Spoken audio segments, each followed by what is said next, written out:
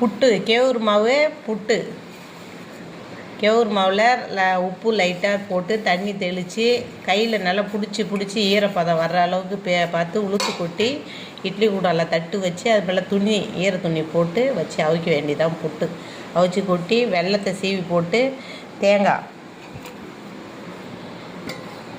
தேங்காய் இதில் போட்டு அப்படியே ஒரு கிளறி சாப்பிட வேண்டியதான். பசங்க நம்ம எல்லோரும் சாப்பிட்லாம். உடம்புக்கு ரொம்ப ஆரோக்கியம்.